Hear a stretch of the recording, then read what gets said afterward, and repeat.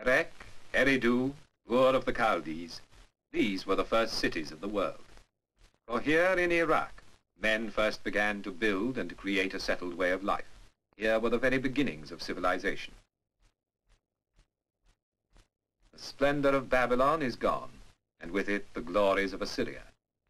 But when you look at the ancient walls of Babylon, with their wonderful animals carved in brick, which in a miraculous way have survived the centuries, you begin to understand the magnificence of Iraq's heritage. For to this place came a long line of conquerors: Persians, Parthians, Sasanians, the Greeks of Alexander the Great, and then the Arabs, marching to the inspiration of a voice heard in Mecca.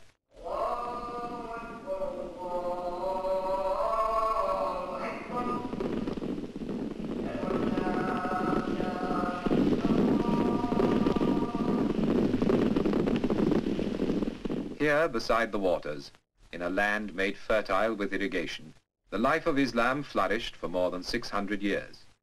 It was a time of peace and learning, amid the gracious life of the Arabian Nights, when the lovely Scheherazade spun her tales before her king. Then, in our own Middle Ages, the Mongol hordes swept over this land in a tempest of destruction.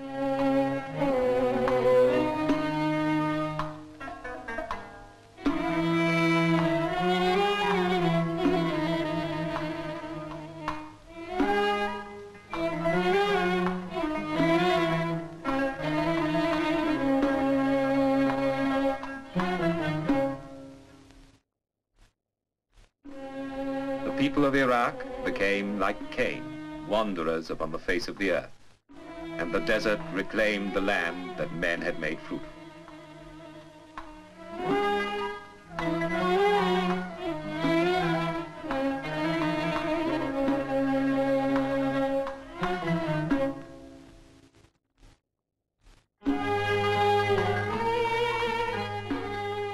But in the dark ages that followed, the people of Iraq survived, sustained by the bond of a common religion, their faith in Islam.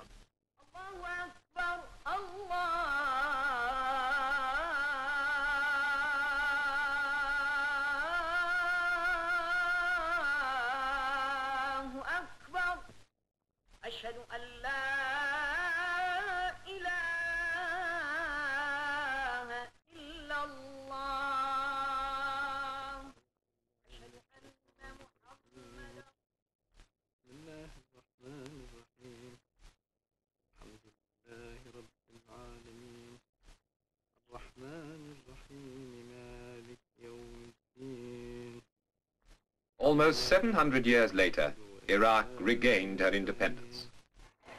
In 1953, the young kingdom celebrated its first 21 years of existence, and the crowning of a young king, the direct descendant of the Prophet. The coronation opened a new era in the life of the people of Iraq, listening to their king humbly pledge himself to their future.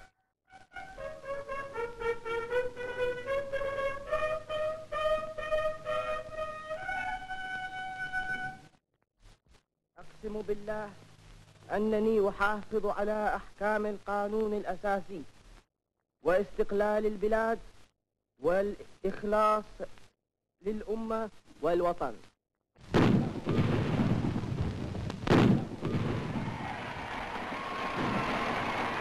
King Faisal's reign began in an atmosphere of warm goodwill, of confidence in the future and pride in what had already been achieved. In the first 21 years of Iraq's independence, modern industries have taken root. Most important of all, great irrigation schemes have been put in hand to control the waters and lead them once again over the arid plains.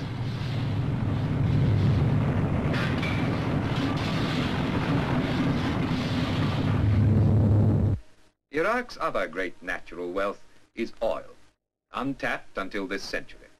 But now her oil fields are being continuously developed, and the revenue from this new wealth is being used to create more wealth for the betterment of the country.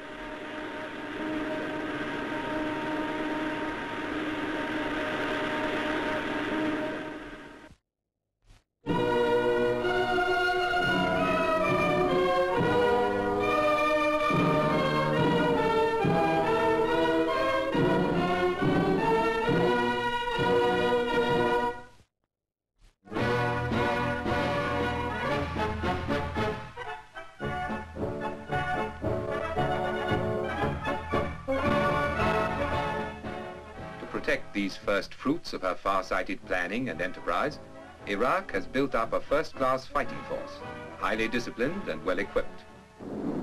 Water is flowing once more, flowing from the rivers back onto the land, making the desert green again.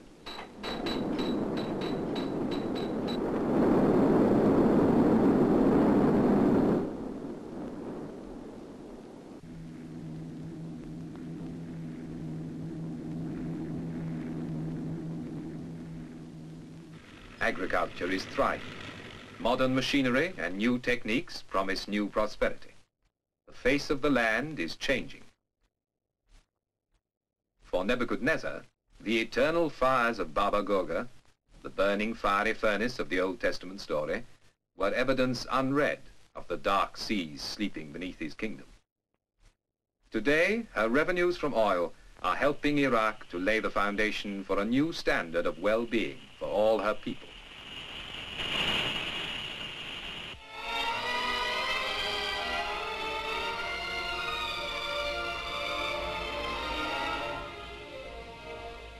The young people of today know that life for them is going to be different and better, far better than it was for their fathers. Their fathers had to tramp for miles through the dust of summer and the winter's mud to the few primitive schools of their day. Now new schools and colleges are giving the youth of the country a proper start in life. When you see these young girls in their Western clothes, so assured and confident, you're inclined to forget how surprised their mothers would have been at the idea of training for jobs their daughters take in their stride, jobs they thought that only men could and should do.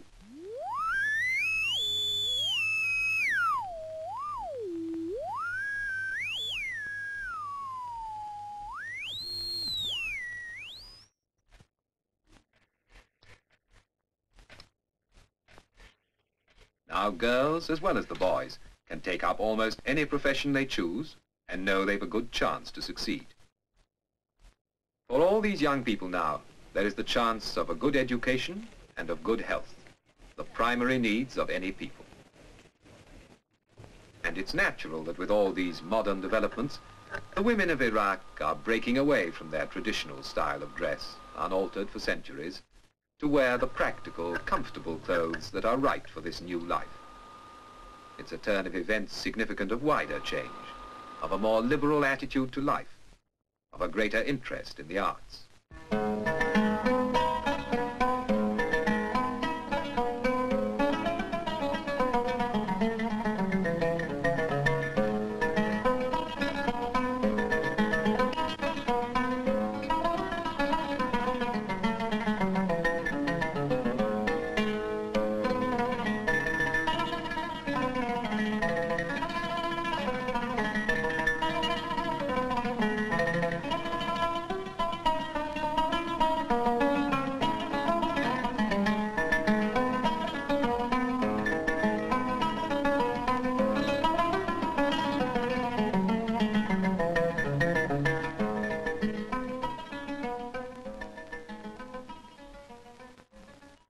Ageless Iraq, a new country, but one that hasn't forgotten the glories of its history.